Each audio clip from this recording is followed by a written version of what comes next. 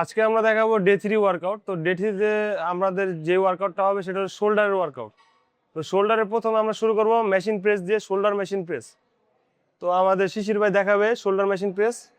অনেকে shoulder machine press ভুল করে কিভাবে, ছড়ায় মারে। জিনিসটা এভাবে লাগলে মাসেলে লাগবে না। তো এটা ফ্রন্ট মাসেলের টার্গেট, সো এটা একটু ক্লোজ করে মারতে হয়। রিস্ট এরকম না, রিস্ট সোজা থাকবে।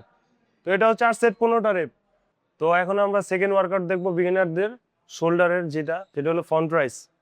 তো শিশির ভাই ফ্রন্ট রাইস মারবে, এলবো সোজা থাকবে, এটা মারেন সোজা। হ্যাঁ, এটাও সেম 4 সেট 15টা রেপ হবে। বিগিনারদের সর্বশেষ এবং লাস্ট ওয়ার্কআউট, যেটা শোল্ডারের আপনার শাক্স বলে, তো এটা ট্র্যাপসের জন্য।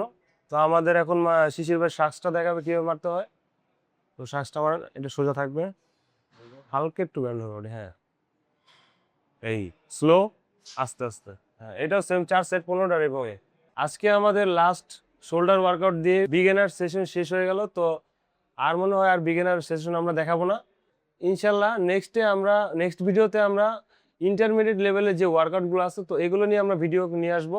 পেজটা ফলো করে সাথেই থাকুন এবং কমেন্ট সেকশনে জানান যে ইন্টারমিডিয়েটে আপনাদের চাহিদা অনুযায়ী কি কি আপনাদের জানার ইচ্ছা আছে, কি কি ওয়ার্কআউট সম্পর্কে আপনারা জানতে চান।